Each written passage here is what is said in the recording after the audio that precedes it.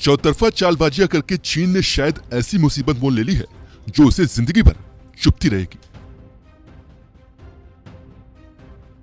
कभी भारत की जमीनों पर नजरें टिकाना तो कभी अमेरिका के खिलाफ कदम उठाना, कभी समंदर में दूसरे की सीमा में घुस जाना तो कभी दूसरों के हवाई क्षेत्र में लड़ाकू विमान उड़ाना। इन सारी गलतियों ने आज चीन को उस मोड़ पर ला खड़ा किया है जहां वो पूरी तरह से अकेला है, बाकी देश एक तरफ और चीन पाकिस्तान दूसरी तरफ।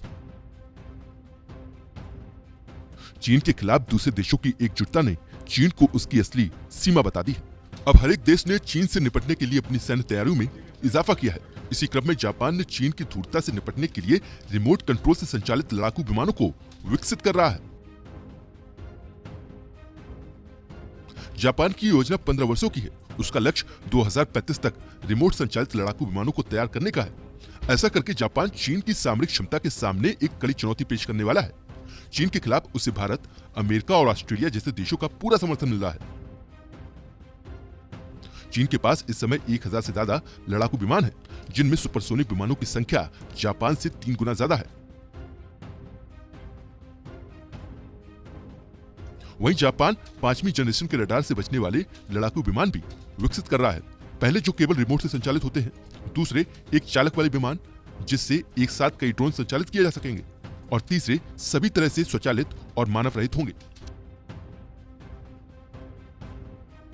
इन सभी को पूरी तरह से विकसित करने का समय जापान ने 2035 तक तय किया है। जापान की 3 बड़ी कंपनियों को इस प्रोजेक्ट की जिम्मेदारी सौंपी गई है। चीन की चालबाजियों और उसकी षड्यंत्रकारी नीतियों के चलते जापान हिंद प्रशांत क्षेत्र में क्वाड का सदस्य भी बना है, जिसमें भारत, अमेरिका और ऑस्ट्रेलिया सदस्य देश हैं।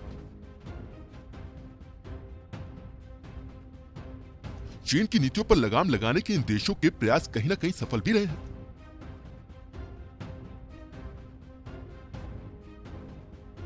चीन अब अपनी नापाक हरकतों को अंजाम देने में हिचकिचाने लगा है। भले चीन से विवाद भारत के साथ लगी सीमा से शुरू हुआ, लेकिन आज चीन अलग थलग पड़ा हुआ है। उसके पास पाकिस्तान और तुर्की के अलावा किसी दूसरे देश का पूर्ण समर्थन नहीं है।